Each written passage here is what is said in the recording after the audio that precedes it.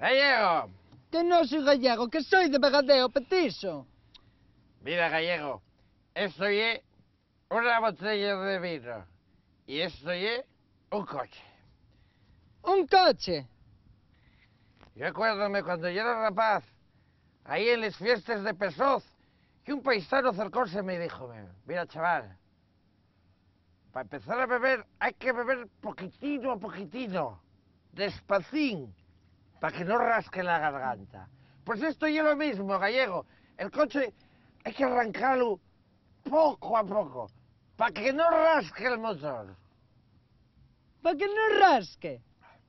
Eso es. Porque, Gallego, nunca debes olvidar que al igual que no hay malos vinos, sino malos bebedores, tampoco hay malos coches. Hay malos conductores. Malos conductores. Eso es. Ahora, sienta para adentro, con decisión. Venga, ánimo. Gallego, ahí, sienta bien. Ponles gafuques, ahora. Eso. Y ahora apoyes el bracín aquí. Como un paisano. Eso es, Gallego. Arranca.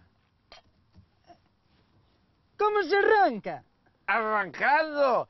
Esto, mira, esto es como cuando te tomas esa primera pinta de la mañana. Hay que hacerlo con decisión, con fe. Y yo tengo, Gallego, mucha confianza depositada en ti. En mí. Sí, en ti. Bueno, Gallego, mete la marcha atrás. La marcha atrás. Es que yo sé lo de las manos, por las películas. Lo de los pies... A ver, Gallego, tú si estás de marcha y vas hacia adelante, ¿eso qué es?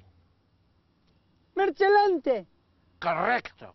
Entonces ahora, si sigues de marcha y caminas hacia detrás, eso es... Marcha atrás. Ah, y es un genio, Gallego. Y es un as de la conducción. Venga, tira. Ahí. Bien. Eso. Tira. Tira, dai. Bien. Más. Más. Dai. Más. Dai. Para. ¿Qué pasó? Para. ¿Qué pasó? Para, que estoy seco. Que estoy seco. No seas cagaprises. Espera. Bien. Dai. Tira. Tira. Gallego, tira. Más. Más. Dale. Más. Dale. Para. Adelina. Muy bien. Quítala ahí. Quítala, Adelina. Hala, Gallego, sigue. Sigue. Dale. ¡Coño, Toño! Perfecto.